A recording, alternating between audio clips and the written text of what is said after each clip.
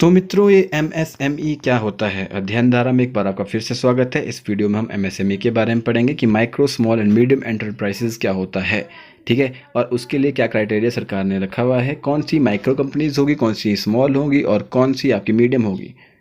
अब क्वेश्चन आपसे पूछा गया है तो हम इसको पहले क्वेश्चन को देखेंगे, उसके बाद क्वेश्चन को अटेम्प्ट करेंगे, उसके बारे में डिस्कस करेंगे कि according to the micro small and medium enterprise development act of 2006, the medium enterprises are those in which investment in plant and machinery between 15 crore and 25 crore। क्या स्टेटमेंट सही है? नहीं है। All bank loan to the micro small and medium enterprises qualify under the priority sector.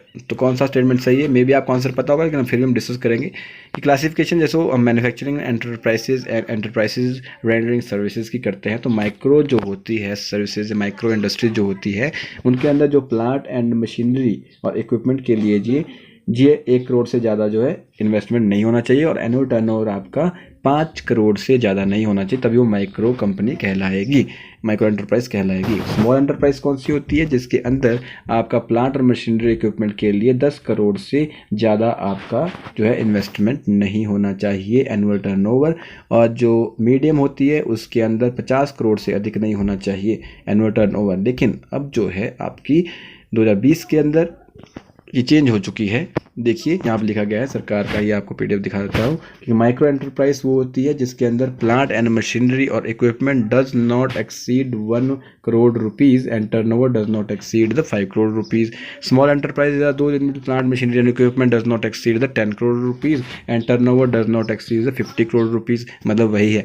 And medium enterprise are दो जिनमें investment and plant industry does not exceed 50 crore rupees and ये does not exceed 250 crore का आपका rupees का turnover से ज़्यादा नहीं होना चाहिए। तब आपको पता लग गया आंसर क्या है। देखो यहाँ पे लिखा है 15 से 25 करोड़ मीडियम एंटरप्राइज के लिए, लेकिन मीडियम एंटरप्राइज के लिए क्या रखा कि लेस देन 50 करोड़ होना चाहिए। इसमें कोई 15 से 25 करोड़ का नहीं रखा था। बाकी 250 करोड़ का क्या होना चाहिए? टर्नओवर होना चाहिए।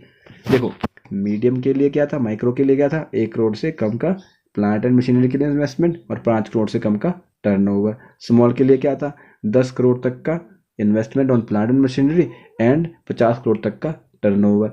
और इसमें क्या था, मीडियम के लिए आपका क्या था, 50 करोड़ तक का इन्वेस्टमेंट हो सकता है और आपका टर्नओवर जो आपका होना चाहिए वो आपका कितना होना चाहिए, 250 करोड़ के अंदर होना चाहिए, इससे ज़्यादा नहीं होना चाहिए, तो मीडियम एंटरप्राइज कहलाएगी। ठीक है जी। ऑल बैंक लोन ये तो क्वालिफाई होता है प्राइवेट सेक्टर के ऊपर, तो दूसरा ही आपका स्टेटमेंट सही हो जाएगा। तो मिलते हैं नेक्स्ट वीडियो में, तब तक के लिए जय हिंद, जय भारत।